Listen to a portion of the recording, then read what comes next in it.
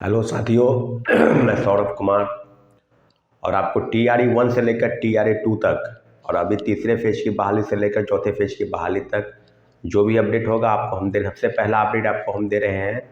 कि TRE 1 में जो सप्लीमेंट्री रिजल्ट की मांग को लेकर जो माननीय उच्च न्यायालय में याचिका दायर की गई थी, यानी हम लोग की तरफ से जो पिटिशन फाइल किया गया था उसका केस नंबर कल मिल गया है। केस नंबर है CWJCE 2337 बटा 2024 Satyam Kumar versus government of Bihar 2337 CWJCE 2337 बटा 2024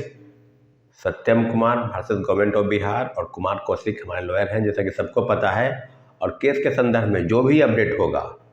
कब आगे सुनवाई होगी, लेकिन जल्द से जल्द सुनवाई होने की उम्मीद है। तो जो भी केस के संदर्भ में अपडेट होगा आपको हम बता देंगे। लेकिन अभी हम बात करेंगे TRE 2 और TRE 2 के लेके जो भी मामले सामने आ रहे हैं, पूरक परिणाम के लिए जो BPSC चेयरमैन की तरफ से स्पष्टीकरण आ चुका है कि अब उसके परिणाम जारी नहीं होंगे। सप्लीमेंट्री रिजल्ट को लेकर शिक्षा विभाग से जो सूची गई थी, उस सूची पर अब विराम लग गया है। उस सूची को वापस लेते हुए तमाम चीज़ें, तो NDA के जो घटक दल है, NDA के जो BJP और JDU की जो सरकार वर्तमान में बिहार सरकार में है, तो इन दोनों की जो भूमिका है, और खासकर जब ये सरकार में नहीं थे तो उनकी भूमिका अब संदिग्ध नज़र आ रही है। क्योंकि जब आप नहीं थे तो आप पूरक परिणाम को लेकर, डोमिसाइल नीति को लेकर, फर्जीवाड़ा को लेकर आदि आदि कई चीज़ों पर अपने राय रखते थे और प्रेस के माध्यम से विपक्ष पर हमलावर भी थे कि पूरक परिणाम आने चाहिए, खासकर सुशील कुमार मोदी और राज्य के 2 डिप्टी CM अभी जो वर्तमान में विधानसभा और विधान परिषद में विरोधी दल के नेता थे और आज डिप्टी CM है। तो क्या भूमिकाओं पर अब संदिग्धता नज़र नहीं आती है? तो सारी चीज़ों पर अब अपडेट आगे की जो कार्रवाई होगी, जल्द से जल्द बैठक बुलाने की बात हो रही है। तो आज के इस वीडियो में अपने कमेंट सेक्शन में बताएं कि वो अगली बैठक कब बुलाई जाए, क्योंकि जो भी बैठक होगी वो 10 तारीख से पहले अगर बुलाई जाती है या 10 तारीख के बाद। जैसा कि साथियों पता है कि विधानसभा का सत्र चलने वाला है और 12 तारीख को फ्लोर टेस्ट होने वाला है। 13 तारीख को नियोजित शिक्षकों के साथ इस तरह के घेराव की बात की जा रही है कि नियोजित शिक्षकों की संख्या पर जो इस तरह की चीज़ें परीक्षा लेने की बात हो रही है, तो उसको लेकर भी अपडेट है कि 13 तारीख के दिन विधानसभा का घेराव करने की बात तमाम शिक्षक संगठन नियोजित शिक्षकों के पक्ष में, यानी उनको सक्षमता परीक्षा लेने की जो बाध्यता है और पेपर में फेल करने जाने के बाद उनकी नौकरी छीनने की बात जो राज्य सरकार की तरफ से की जा रही है,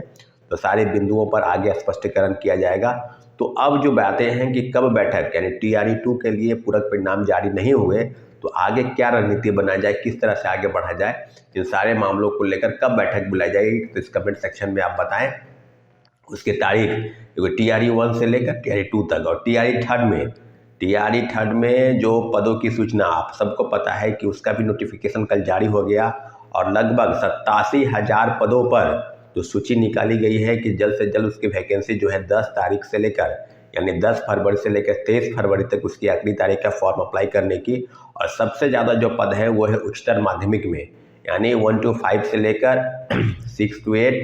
9, 10 और 11, 12, यानी जो कल्याण विभाग है और जो शिक्षा विभाग है, दोनों के जो पद हैं, सभी पदों का अगर आप सृजन करेंगे तो 87,000 पदों पर तीसरे फेज की बहाली आ रही है। तो क्या तीसरे फेज की बहाली में काफ़ी विसंगति है? जो जिस चीज़ों को लेकर लगातार शिक्षक अभ्यर्थी और छात्र डिमांड कर रहे हैं, क्या सरकार की तरफ से इस तरह की चीज़ें नहीं होनी चाहिए? सबसे पहली जो हम लोग की डिमांड है वो है कि अवसर की सीमा, जैसा कि पता है साथियों कि 3 बार परीक्षा में बैठने की बाध्यता थी, उस बाध्यता को बढ़ाते हुए कम से कम 5 बार, इस परीक्षा में 5 बार बैठने की मौके उनको मिलना चाहिए। इसलिए मिलना चाहिए क्योंकि जो उम्र सीमा है वो ख़त्म हो गई है और कई TRE 1 में तो व्यापक तौर पर फर्जीवाड़ा हुआ और सप्लीमेंट्री रिजल्ट के नाम पर मात्र खानापूर्ति। 2773 लोगों का ही सिर्फ रिजल्ट आया जो ट्राई वेकर स्टूडेंट हैं या जो 1 नंबर या 2 नंबर से कम छूट गए किसी कारण से। तो क्या उनको मौका नहीं मिलना चाहिए आगे? कि ये कौन सी बात हो गई कि 3 ही बार परीक्षा में बैठना है?